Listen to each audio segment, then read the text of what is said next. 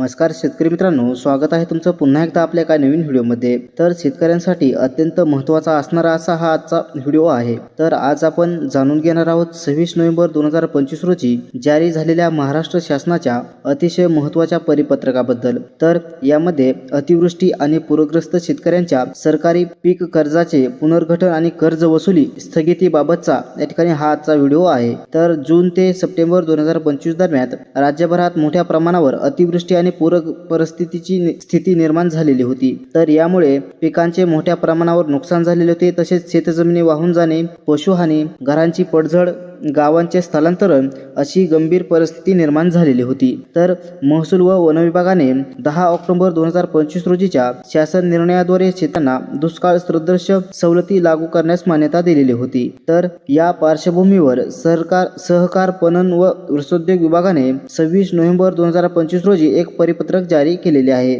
तर यामध्ये शेतकऱ्यांसाठी दिल्या जाणाऱ्या दोन मुख्य सवलती आहेत। तर या कोणत्या आहेत? तर यामध्ये सहकारी पीक कर्जाचे पुनर्गठन, म्हणजे याचा अर्थ शेतकऱ्यांचे चालू अल्पमुदत पीक कर्ज आता मध्यम मुदतीच्या कर्जात रूपांतरित केले जाणार आहे। म्हणजेच कर्ज परतफेडीची मुदत वाढेल आणि शेतकऱ्यांवरील तात्काळ आर्थिक ताण कमी होणार आहे।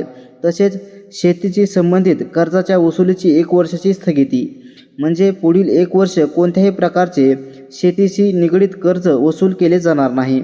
कोणतेही नोटीस, दडपण किंवा वसुली कारवाई होणार नाही। तर ही मोठी मदत आहे, कारण परिस्थितीत शेतकऱ्यांना पुन्हा उभं राहण्यास या ठिकाणी वेळ मिळेल।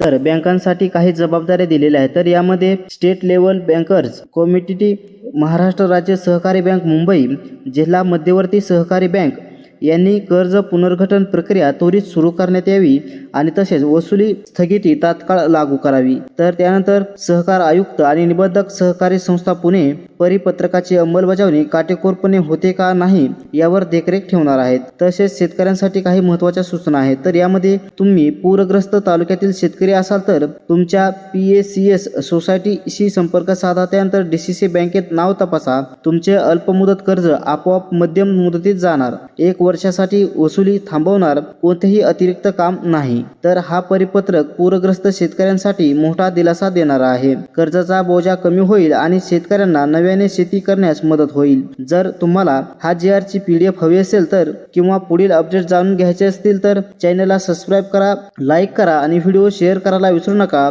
आणि तुम्हाला या GR ची PDF मित्रांनो आपल्या डिस्क्रिप्शन बॉक्समध्ये तुम्हाला मिळून जाईल। तर ही एक अत्यंत महत्त्वाची शेतकऱ्यांसाठी एक GR या ठिकाणी परिपत्रक सरकारने काढलेलं आहे। तर यामध्ये 1 वर्षासाठी अतिवृष्टी आणि पूरग्रस्त शेतकऱ्यांना या ठिकाणी कर्ज वसुली थांबवण्यात येणार आहे। तर मित्रांनो भेटूया पुढच्या व्हिडिओमध्ये, तोपर्यंत धन्यवाद।